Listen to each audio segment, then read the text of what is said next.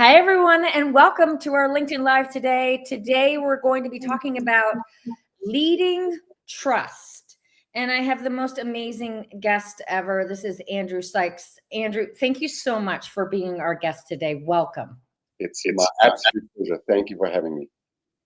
So I always ask people to share where they're coming from. I'm in San Francisco. It's kind of foggy. We're moving into our summer, which, as everyone knows, Mark Twain once said, the coldest winter I ever spent was a summer in San Francisco. So that's where we are right now. Andrew, where are you right now? I am in Evanston, Illinois, just north of Chicago. And if it's a little chilly in San Francisco, as it always is, it's this false spring here in Chicago. So still chilly. Okay. Well, welcome. So again, to our listeners, please drop in the chat where you're coming from. So we're going to be unpacking this idea of trust, and then how do leaders lead trust? And this is so vital. Andrew, you've been really focused on this issue for a while, but this is really coming to the foreground for many of us now. Particularly in follow-up to Gallup's most recent global leadership report, in which they identified that trust, along with stability, compassion, and above all, hope, is what people are wanting most from their leaders right now. So Andrew Sykes is not only an entrepreneur, expert on habits, behavior change, and also a lot of work around sales training. He's the CEO at Habits at Work, author of The 11th Habit. And dare I also mention, Andrew, that you are that you're beginning work on a third book. And what we're talking about today really relates to that. So may I share the title of the proposed title? Yes, of course. So the proposed title is The Trust Advantage. So that's really our topic today. And I know that this is something that you're speaking about a lot as well, the trust advantage. So for anybody who's listening in on this and you're looking for not only an incredibly handsome man on stage, but also a really great speaker on a really vital topic around trust, and specifically the trust advantage, Andrew is your person. Also, you were mentioning, Andrew, that that at Habits at Work, that you all also lead cohorts of leaders through this program around the trust advantage. You are also a lecturer of entrepreneurship at Northwestern Kellogg School of Management. And then, of course, my very good friend and longtime colleague, formerly in this workplace well-being space. And we're going to be kind of relaying a lot of this to how trust interfaces with workplace well-being, but now really more in the space around management and particularly bringing trust to leaders. So I want to start first, Andrew, with talking about your story. And I'm seeing here really quickly, let's see, we've got Janice coming in here from California. We've got Jacqueline coming in from Toronto, Canada. We've got Florida represented here. And it looks like we have another person coming in from California. So keep those coming in. Thank you all so much for joining us. So Andrew, you actually grew up in South Africa, which explains your beautiful accent. And one of the things that you speak about a lot is your experience growing up in South Africa when it was under apartheid. And I think that's really hard for a lot of us to really truly imagine what that is like, and to grow up in an environment where there are systems in place to really not only break down trust, but that are just so profoundly unfair. So I'm curious about how that experience has shaped your interest in trust today. Yeah, thank you for asking that, because I grew up on the fortunate side of apartheid, being white in a country where the white minority ruled over a much larger black majority who were treated as second-class citizens with no right to vote, no freedom of movement, no passports, in a brutal system And the hardest thing I have to accept about myself is that for most of my childhood, teenage years, and even into my early 20s, I was oblivious to the privilege that I was enjoying and to the suffering that my neighbors 10 miles away were enduring. And so it got me interested in many things, one of which is like well-being. That's how we connected. But in the domain of trust, just this idea of how you can completely destroy trust between different groups of people through the systems of government and apartheid in particular, whether it's formal or informal. And certainly we've got some of that in the US. But also then the inspiring example of Nelson Mandela. I wish I could say he was still the most famous South African, but he's certainly the one I'm proudest of, because he taught the world that with empathy and kindness and listening and extraordinary leadership, you can have 50 million people who previously hated each other trust in a future where love is the dominant relationship.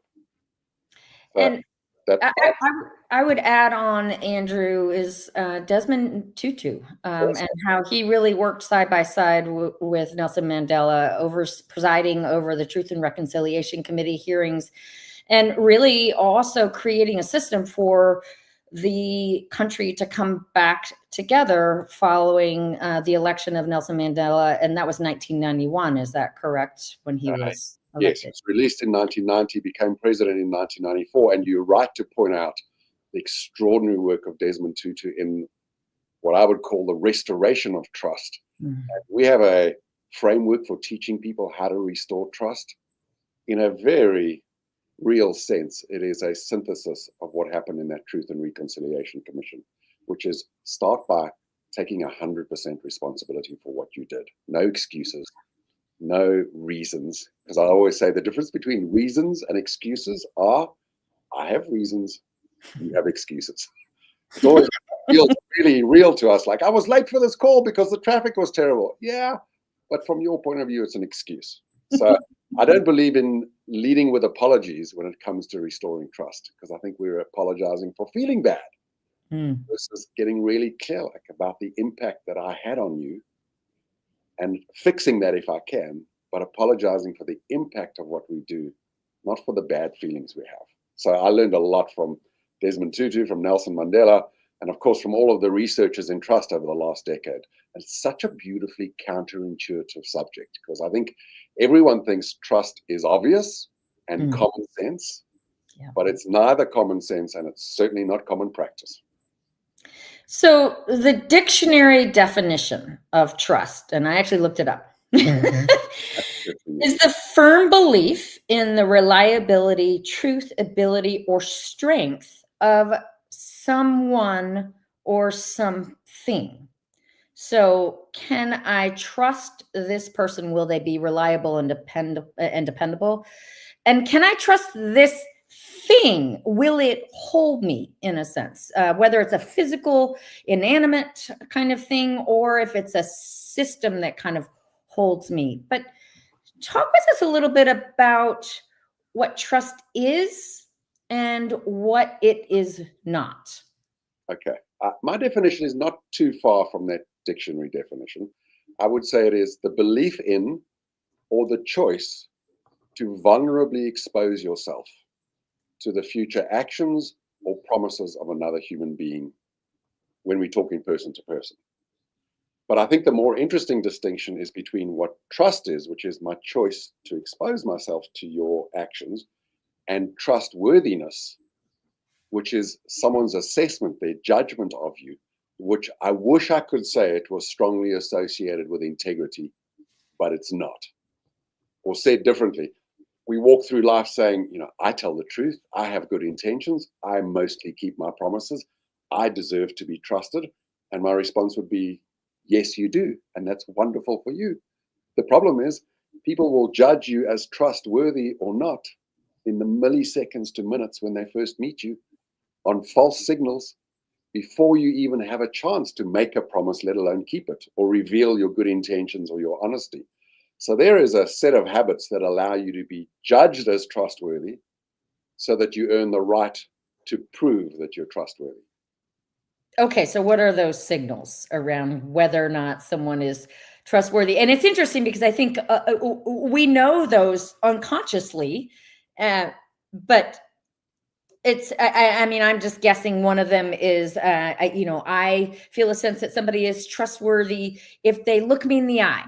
Yes, it's certainly in the West. I mean, there are some common things to do that looks trustworthy before you open your mouth. A big smile, a Duchenne smile, as they call it, a proper eyes involved smile.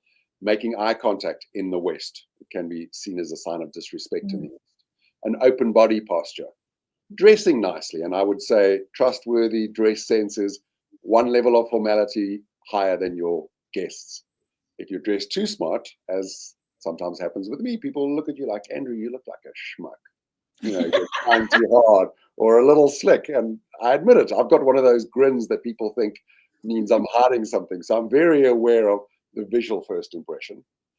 But then it's what happens when you open your mouth. And I think the worst thing we ever did was label small talk as small. Because I think it's those first 5 minutes of conversation where I either say, how are you? And you lie to me by saying, fine, thank you. And the show goes on. Or I have the courage to ask you a deeper connection question that surfaces our common humanity. Like, Laura, I just read to my kid A Short History of Nearly Everything by Bill Bryson. It's a beautiful book. I wish I had written it. May I ask you, what's the best book you've ever read? And it doesn't matter what our respective books are, but as humans, it doesn't take much for us to say, well, I read, you read, we're probably the same kind of person.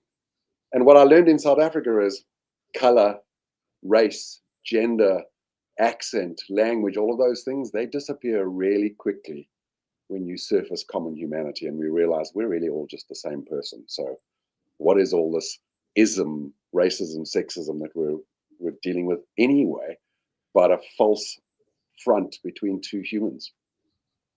There is another habit there that I would say is really in the first 5 minutes of meeting someone profound, and that is the way you introduce yourself. Someone annoying like me says, let's go around the room and introduce ourselves. And most people blow that opportunity because they think what makes us trustworthy is our experience, our track record, our education, our competence. And my response is, no one cares how smart you are or what you've done until they trust you as a human being. Trust that you're sincere. So whether you're in sales or leadership, you've got one job, which is to have people judge you as sincere first, so that they believe everything you say about your competence and track record. That's great. So I encourage the listeners, again, thank you all so much for joining us in this conversation. Share your comments. Also, please offer any questions that you might want to ask Andrew as we go through this. And I just love this idea, Andrew, of really focusing more on being sincere when you are first getting to know people as opposed to establishing competency, and that there's not a framework for people really to be able to absorb the competency that you may have unless there is a sense that you are in fact a sincere person. So let's talk a little bit about trust vis-a-vis psychological safety. Okay, that's a favorite question of mine, because I think the research in psychological safety is valid and suggests that when it's present, teams work well. But I think there is a dark side to it, which is that when you try and create psychological safety, you can also sometimes pull your punches and try not to offend people. And is there validity to doing that? Of course. Is there kindness behind it and good intentions? Of course. But for me, trust is a higher level phenomenon than psychological safety. As an example, the people I trust the most, like you, I want you to tell me things about my professional speaking, as an example, that actually make me squirm or feel embarrassed or any of these psychological unsafe feelings, because I know at the bottom of all of it, you've got my back like no one else I know. And I often say, would you rather someone tell you you've got a beautiful smile or that you've got spinach in your teeth? I mean, of course you want to hear the beautiful smile, but what I need to hear is the thing that stings. And for me, psychological safety is nice. High trust is a higher order, more powerful relationship between two people. And it even includes the ability to trust someone who holds you through your psychological breakdown. Mm. Yeah, it's a kind of higher order connection that supersedes any momentary discomfort, perhaps. That's a much more succinct way of saying it. Okay. That's why I say you got my back. So let's talk about this a little bit in relation to workplace wellness and well-being at work. So just to provide a little clarity to that. So we've got a lot of people who are listening here who are in the space of workplace wellness / well-being at work. And the distinction that I would offer is that workplace wellness are kind of the programs, the resources that are offered for people to be well. And then well-being is the extent to which people are actually well at work in terms of how the work gets done. And what you and I both know is that the programs are secondary to the experience that people have day in and day out. And it is that day in and day out experience that really determines the extent to which people are well.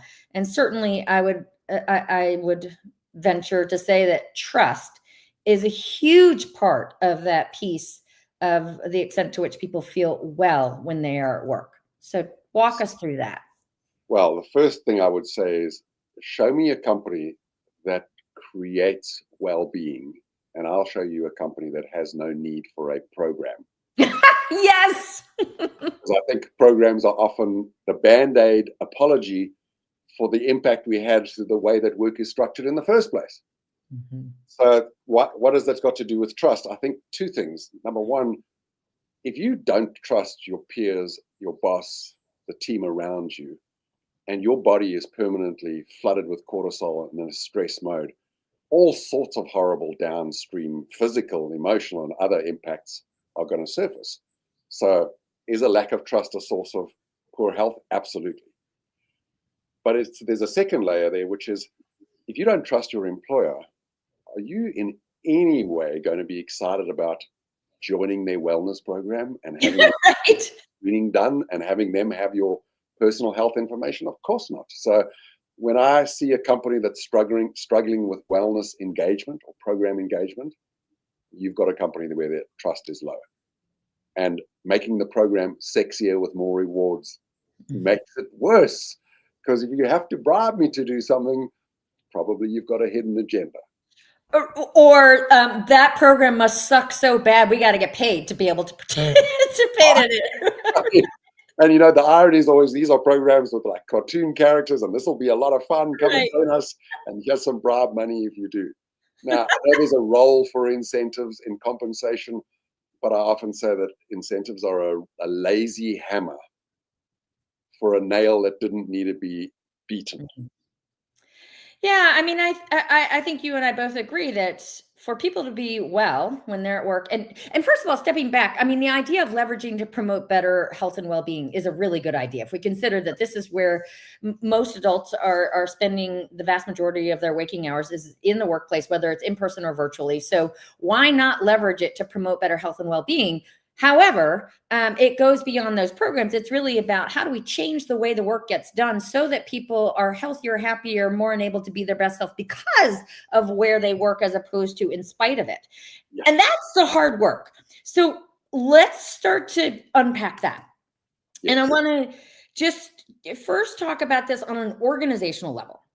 An organization says, okay, we actually are serious about doing the work, and we want to design for trust. Not only do we know that it's good for people in general, but we also know that it's good for their health and well-being.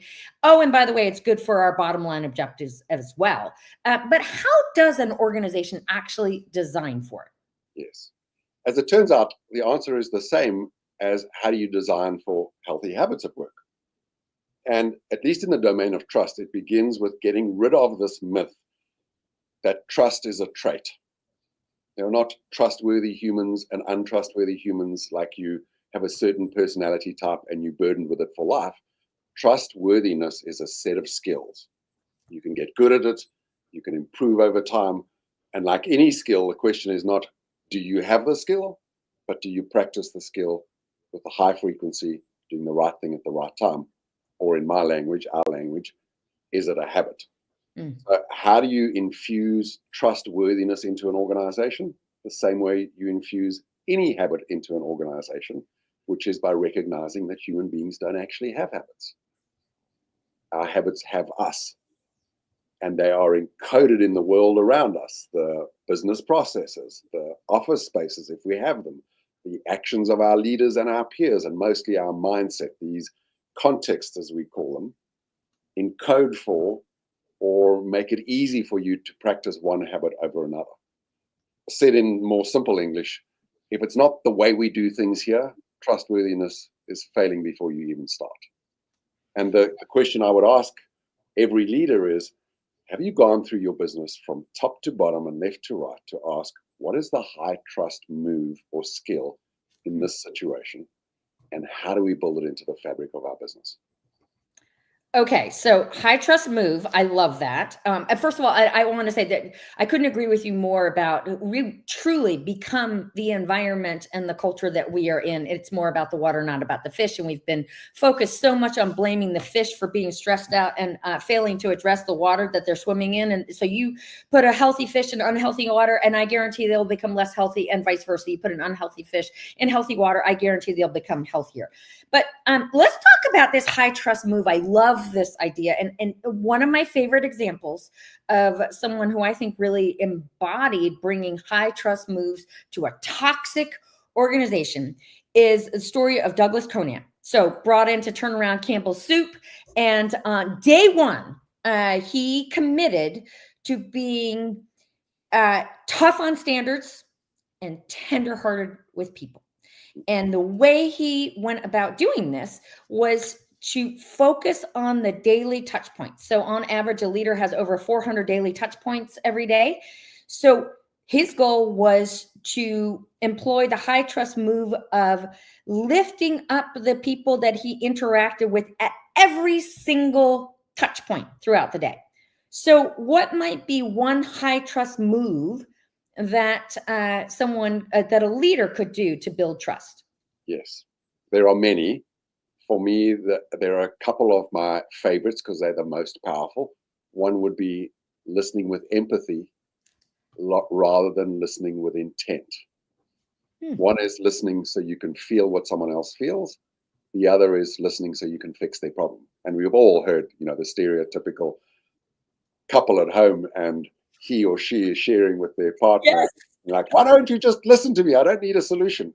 And that's especially true for leadership.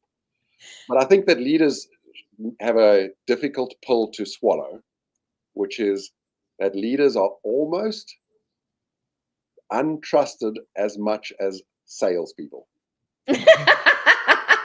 And the reason is similar. We don't trust salespeople because of what I call commission breath. We smell of a motive that's self-interested. But leaders have the same issue. We think leaders have a hidden agenda and that they're doing something for some nefarious reason when they have maybe a regulatory or some other good reason for not giving you the background to their decision. So if there is one super high trust move of leaders, it's this. It's to always explain why you're doing what you do rather than what you're doing. Even if you have to say, I'm doing this because of the numbers, I can't share them with you because we're a listed company and we're in a no communication time zone. But the more you tell people why you're doing what you're doing, the less they're going to answer for themselves. What's he doing in there? What's she doing in there? What are they up to? Because when people raise that question, they answer it themselves and it never serves you. There's nothing more toxic when people are having to read the tea leaves as opposed to just like, tell me the why in the first place. I think that's so well stated. Okay, we've got a question here from Anissa. How do you build trust in a virtual work environment? It's a different experience to show interactions without real body language or energy in person. Great question. Yes, well, there's two answers. Answer number one is, if you knew Anissa, you would know she could give you a clinic on this very question only answer. She's one of the people I trust most in life. It's awesome. But the thing I have learned from watching her operate is the answer to her question, which is you have to replace the things that come for free when you're in person, body language and physical touch that releases oxytocin, the trust hormone, with language that carries the same meaning and emotion that you get from physical contact. In other words, in a virtual environment, like you and I are separated by technology, we have to make up for it by being a little more energetic, by staring into the camera instead of looking at your video, by doing, honestly, some weird things, knowing that how I show up for you on the other side of technology is like they say about being on camera. You know, the camera adds 10 pounds. I would also say the camera takes 10 points off your trustworthiness unless you do something deliberate, like putting yourself through technology to locate your identity where someone else is, so you can feel and they can feel like you're with them, albeit separated by technology. Yeah, that whole piece about looking into the camera I want to look into your eyes. I'm constantly struggling with that. Yeah, a lot of having to learn new habits to build trustworthiness in a virtual environment. So, Andrew, can you share with us what are the 3 big takeaways for our listeners in this conversation about building trustworthiness in the systems itself and leaders leading with trustworthiness, and how that pertains to really promoting authentic well-being in the workplace? Yes, I would say number 1, remember that trustworthiness is a set of skills, not a trait. It can be learned, it can be improved through practice, it can be polished over time. Number 2, that most trust is identity trust, which is won in the milliseconds to minutes when you first meet someone, in the micro moments, not the grand gestures. And while trust can build over time, most of it is won or lost in the first 5 minutes. And the last thing I would say is that restoring trust is also a skill, maybe the most important one, because if you're living a life that's big enough, you're going to break promises. And what defines us as a human being is not whether we fail, it's how we take ownership of our failures and responsibility for the impact when we do.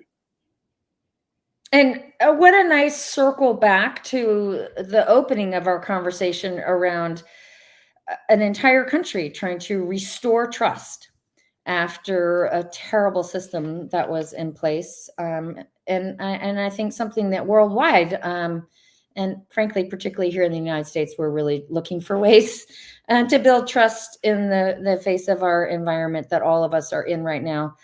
Andrew, how can people follow your work? Thank you for asking. I'm on LinkedIn a lot. So I'd love people to connect with me on LinkedIn. I have a professional speaking site, andrewsykes.com, and speak a lot about trust, habits, well-being, sales, and leadership. And my company's website is habitsatwork.com, all spelled out. So any and all of those, great places to get hold of me. Thank you for asking. And Andrew, I'm just seeing a nice comment here from Janice. This is one of the most interesting conversations.